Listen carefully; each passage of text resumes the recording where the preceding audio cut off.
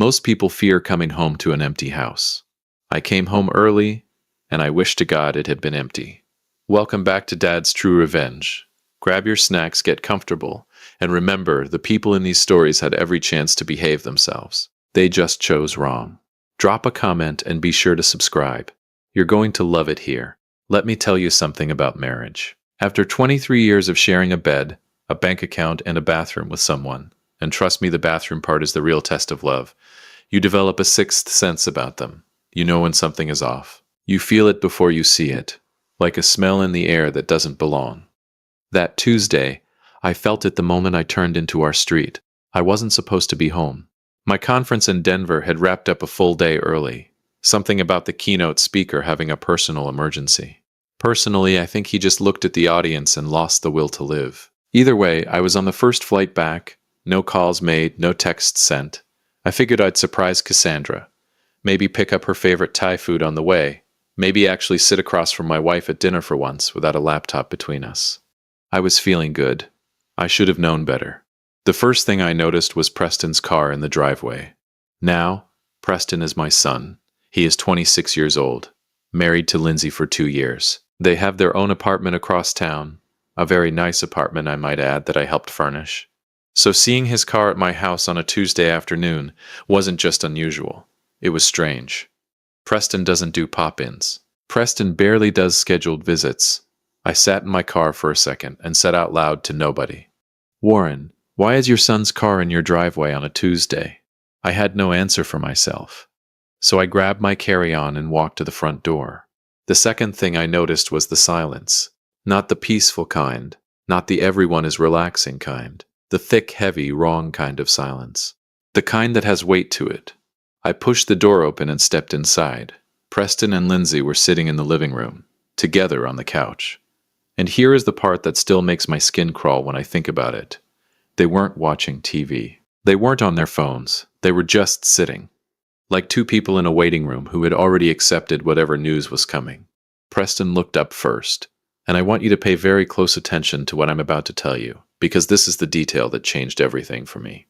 He wasn't surprised to see me. Think about that. Your father, who is supposed to be in Denver, walks through the front door a full day early, and you don't even flinch. No wide eyes. No dad.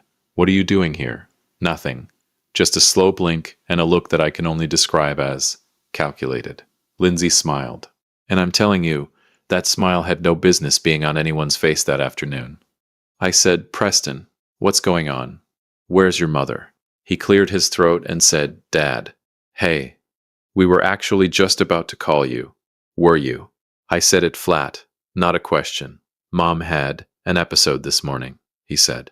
"She's at Mercy General, but she's stable, so..." I didn't hear anything after Mercy General. I was back in my car in 11 seconds. I know because I counted. Something about shock does that to you, makes your brain latch onto the most useless details while the important ones try to kill you. I called Kurt on the way. Curtis Barnes has been my best friend since 1987. The man has seen me through a divorce scare, 2 recessions, and the absolute catastrophe that was my attempt at growing a beard in 2009. If there is anyone on this earth who will tell me the truth without wrapping it in bubble wrap first, it's Kurt. He picked up on the second ring.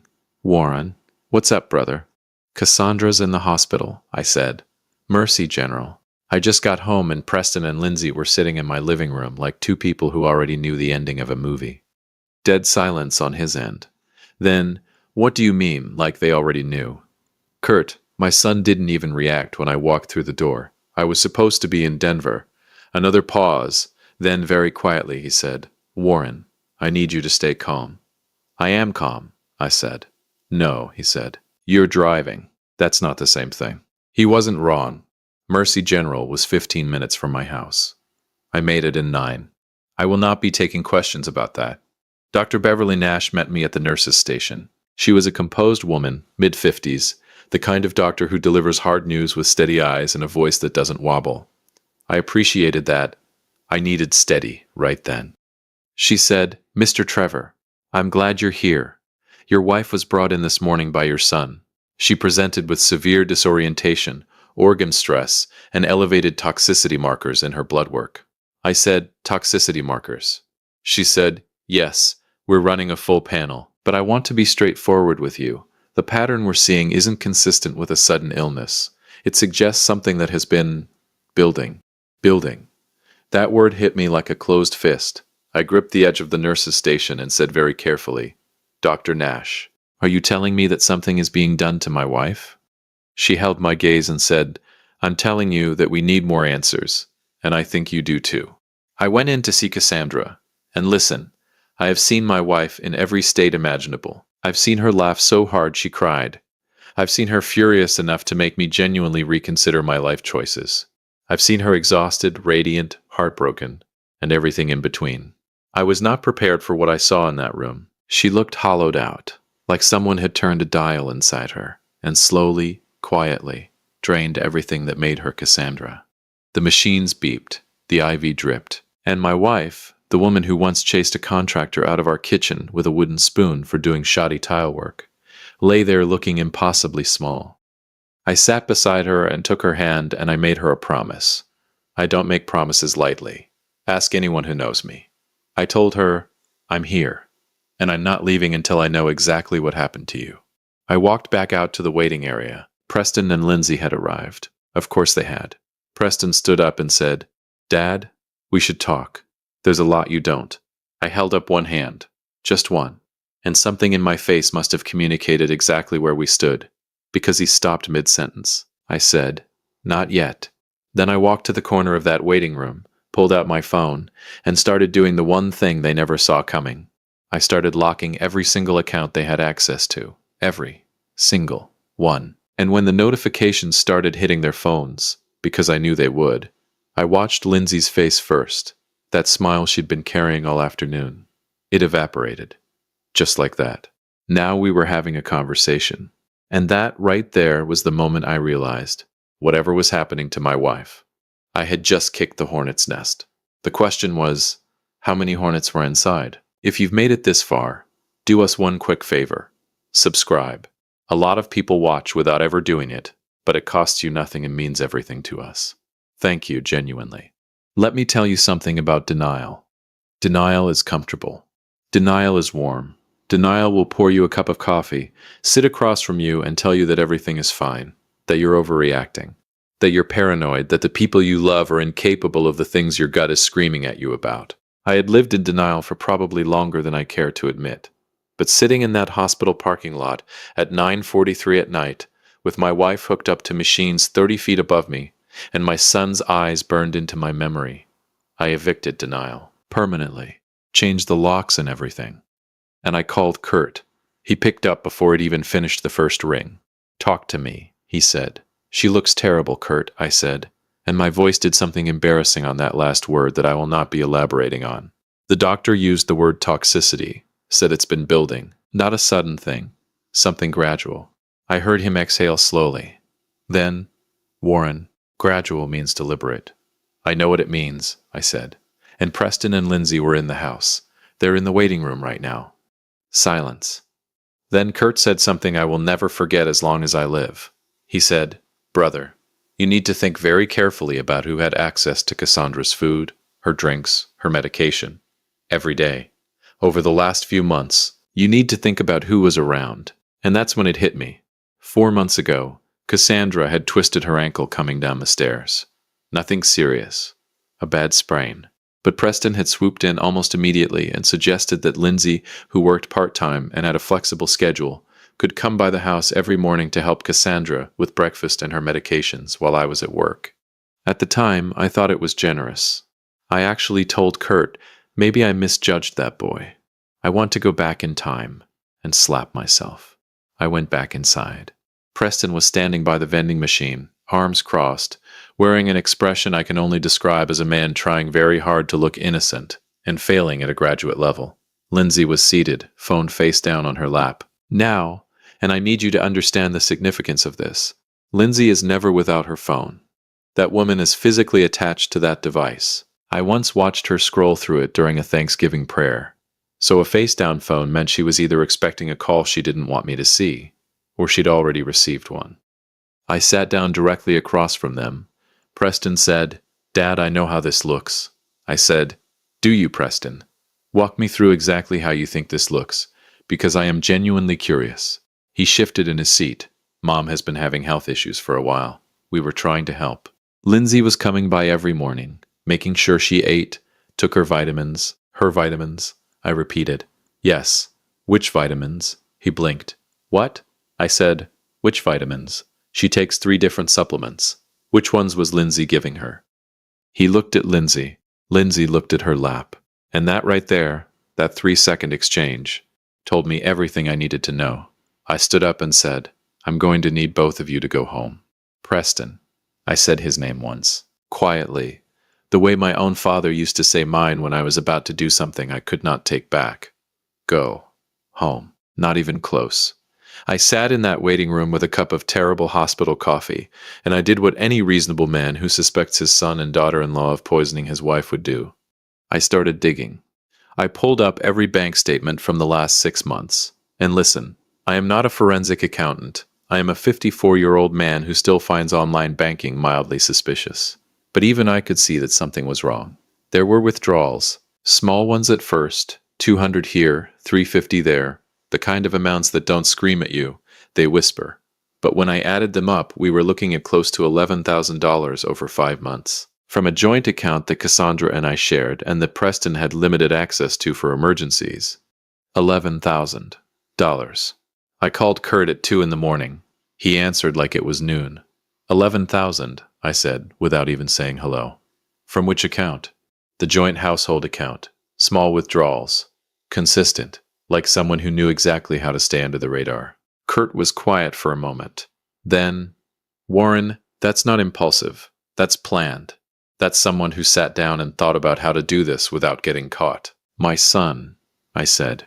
And I'll be honest with you, those 2 words nearly broke me right there in that waiting room at 2 in the morning. My son sat down and planned this. We don't know that for certain yet, Kurt said carefully. Kurt, I know, he said quietly. I know. The next morning, Dr. Beverly Nash found me exactly where she'd left me, in that waiting room, looking like a man who had been through a war and lost. She sat down beside me, which doctors don't typically do, and I noticed, and she said, Mr. Trevor. The full panel came back.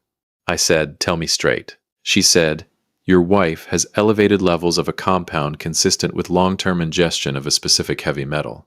The levels suggest consistent exposure over a period of months. Her kidneys are under significant stress. We've started treatment, and I want to be clear. We caught this. She has a strong chance of recovery. I closed my eyes, just for a second. Then I said, Dr. Nash, if someone were doing this deliberately, how would they administer it? She paused, then very carefully she said, it could be introduced through food, through drink, through supplements, particularly powder-based ones that dissolve easily and have no distinct taste. I heard Preston's voice in my head. Lindsay was coming by every morning, making sure she ate, took her vitamins. I stood up so fast my chair scraped the floor and Dr. Nash put a hand on my arm. Mr. Trevor, I need to make a phone call, I said. I called my attorney first. Then I called the bank and had every remaining account locked, restructured, and password protected with codes that only I and my attorney had access to. I removed Preston's emergency access. I removed the automatic transfers. I removed everything. Within 20 minutes, my phone started ringing. Preston, 4 times. Lindsay, twice. Then a text from Preston that said, Dad, what did you do? Why can't I access anything? Call me back right now. Right now. Caps and everything. I stared at that message for a long time. This was a young man who, as recently as Christmas, had hugged me at the door and told me I was the best father he could have asked for. I had believed him. I had beamed with pride over that. I may have even told Kurt about it. I typed back one sentence. You should have thought about that before you touched my wife. I put my phone in my pocket, and then I walked back upstairs to sit with Cassandra, because she was the only thing that mattered. She was going to wake up. Dr. Nash said so. And when she did, I was going to be the first face she saw. But there was something else now, something cold and focused sitting in my chest where the fear used to be, because I still didn't know why. $11,000 and a poisoned wife don't happen without a reason. People don't do something this calculated, this patient, without a destination in mind. I needed to find out where they were trying to go. I called Kurt one more time that evening. He answered immediately. How's she doing? Stable. Getting treatment. Nash says she'll pull through. Thank God, he breathed. Kurt, I said, I need you to do something for me. I need you to find out if Cassandra recently changed anything. A will. An insurance policy, anything with my name or Preston's name on it. Silence. Then, Warren, you think this is about money? I think, I said slowly, that my son needed $11,000 badly enough to take it without asking. And I think whatever he needed it for was just the down payment. Kurt exhaled. I'll make some calls, he said. I didn't know it yet. But by morning, Kurt was going to find something that would make $11,000 look like pocket change. And it was going to change everything. If you've been listening for a while and want stories like this to keep coming, it really helps if you hit that like button and subscribe. 97% of people never do. But it's what keeps this whole thing running. So thank you for real. Revenge is a dish best served cold. But I prefer mine served at exactly the right temperature. Warm enough to sting, precise enough to scar, and delivered with a smile that they'll spend the rest of their lives trying to forget. Let me tell you something about the truth. The truth doesn't always arrive dramatically. It doesn't always kick the door down, flip the table, and announce itself with thunder and lightning. Sometimes, and this is the part that really gets you, sometimes the truth slides in quietly, through a phone call, on an otherwise unremarkable Thursday morning, while you're drinking bad hospital coffee and watching the sun come up through a waiting room window. That's how mine arrived. Kurt called at 7:14 in the morning. I know the exact time because I was staring at the clock, willing the minutes to move faster so I could go back in and check on Cassandra. He didn't say hello. He just said, Warren, you need to brace yourself. I set down my coffee and said, tell me. 6 weeks before Cassandra ended up in that ICU, she had visited an estate attorney, alone, without telling me, which, knowing Cassandra, meant she was planning a surprise of some kind. Cassandra was a planner. Birthdays, anniversaries, Christmas. The woman could orchestrate a military operation around a dinner party. What she had done was update her life insurance policy. The original policy had Preston listed as the secondary beneficiary. Standard, something we'd set up years ago when he was young. Cassandra had gone in to update it, to remove Preston entirely and redirect everything to a charitable trust she had been quietly building for 2 years. A literacy foundation for underprivileged kids. Something she'd never told me about because she wanted to present it as a full, functioning thing before she did. That was Cassandra. Never half measures. The policy was worth $2.3 million. Preston had found out. I don't know how, and honestly that detail almost doesn't matter, but he had found out that his mother was about to cut him out of $2.3 million. And instead of picking up the phone and having a conversation like a grown man, he and Lindsay had sat down and decided that the most reasonable response was to make sure Cassandra didn't live long enough to finalize the paperwork. The attorney had a 30-day processing window. Cassandra had 30 days left on that window when she collapsed. 30 days. My wife had 30 days left to live in their plan. I sat with that information for a long time. I didn't move. I didn't speak. I just sat in that plastic waiting room chair and let the full weight of it settle onto my chest like a stone. Then I stood up, straightened my jacket, and walked to the window. And I made a decision. I was not going to be loud about this. I was not going to be sloppy. I was not going to confront Preston in a hospital hallway and give him the opportunity to lawyer up on my dime and turn this into a circus. I was going to be methodical. I called my attorney, a sharp, no-nonsense woman named Margaret Holloway, who had been practicing law for 30 years and had the energy of someone who genuinely enjoyed watching people face consequences. I told her everything: the withdrawals, the supplements, the insurance policy, the timing, all of it. She was quiet for exactly 4 seconds. Then she said, Warren, don't touch anything in that house. Don't confront either of them. Don't post anything, say anything, or hint at anything. Can you do that? I can do that, I said.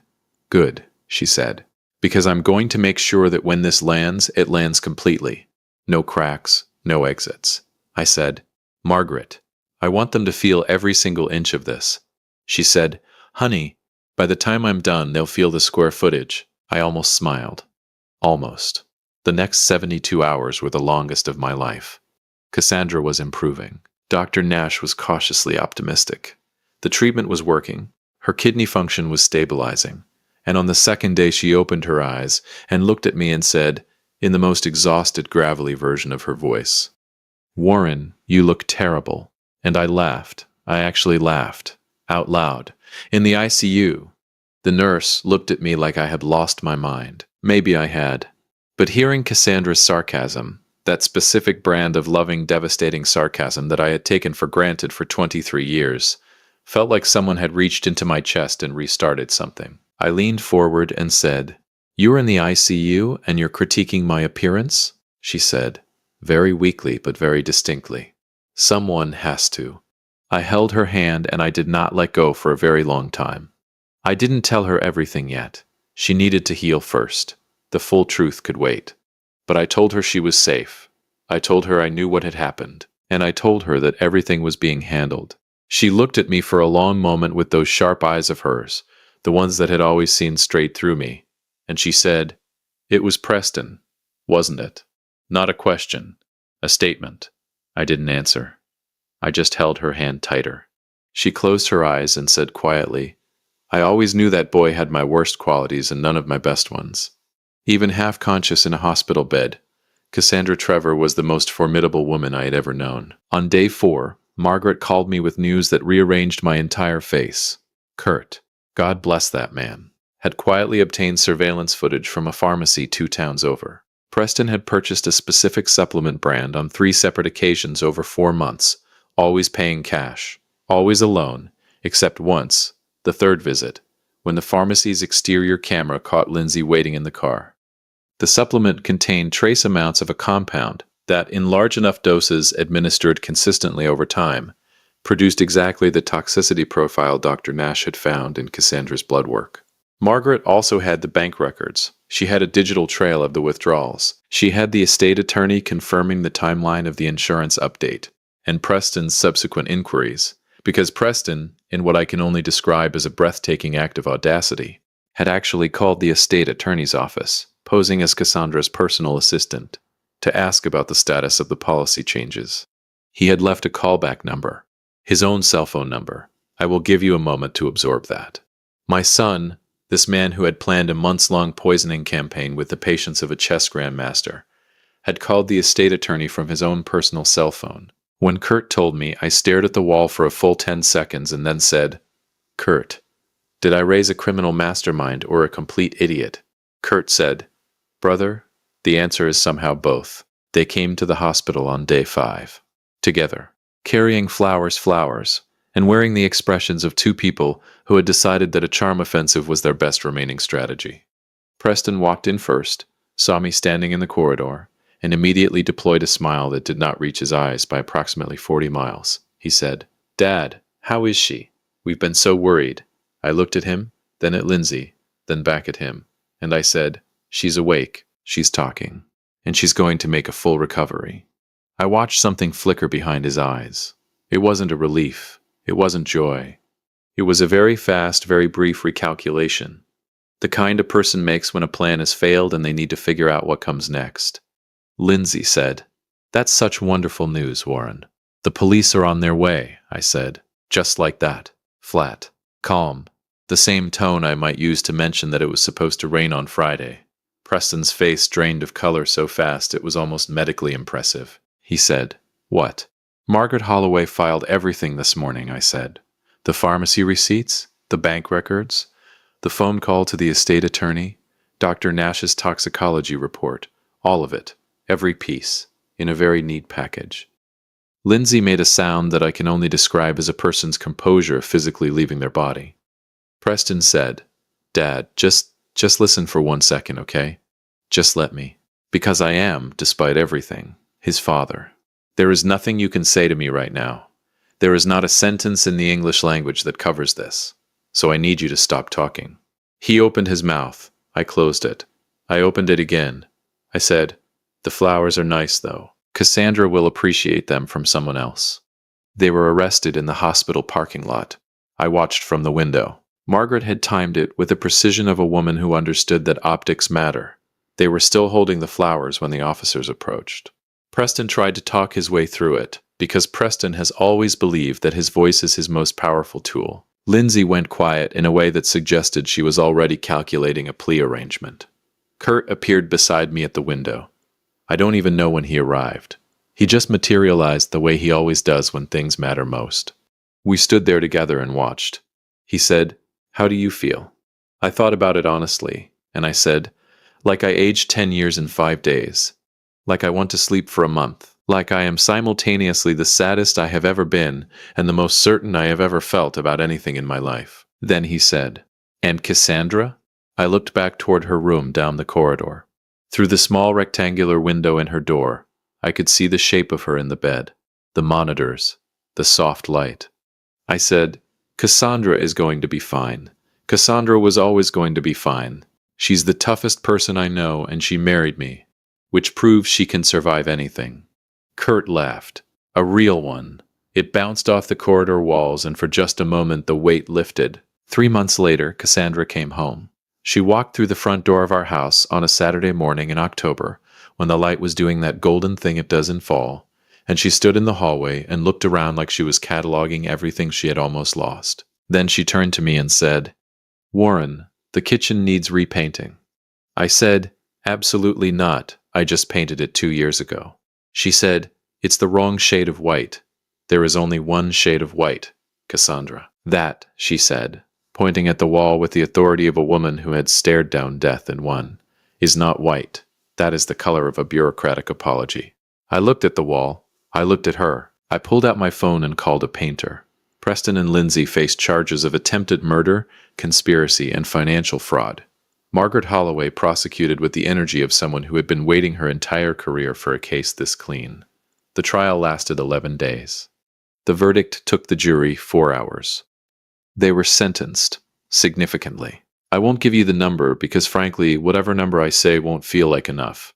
What I will tell you is that when the verdict was read, I was sitting in that courtroom next to Cassandra, who was holding my hand with a grip that could have bent steel. And when it was over, she leaned over to me and said very quietly, "I want Thai food." I said, "Right now?" She said, "I have been thinking about Thai food for 3 months, Warren. Do not test me." So we got Thai food. Kurt came, Margaret came, Dr. Beverly Nash, who Cassandra had apparently charmed completely during her recovery, came. We sat around a table, and we ate, and we laughed, and I watched my wife gesture wildly while telling a story, and I thought, there she is. There's Cassandra. I said at the beginning of this story that I came home early, and I wish to God the house had been empty. I take that back. I am glad I came home. I am glad I walked through that door. I am glad I saw what I saw, and felt what I felt, and moved the way I moved. Because if I had landed 1 day later, if that conference had run its full schedule, if I had stayed in Denver 1 more night, Cassandra wouldn't have made it, and I would have spent the rest of my life not knowing why. So no, I don't wish the house had been empty. I wish my son had been the man I thought I raised. But you can't control what people choose to become in the dark. You can only control what you do when the lights come on. I came home. I turned the lights on. And I made sure that every single person in that house faced exactly what they had done. That's the job. That's always been the job. If you liked this story, join our community by hitting that like button and subscribing for more real, raw, and family-centered stories. And as always, thank you for being a part of this sphere.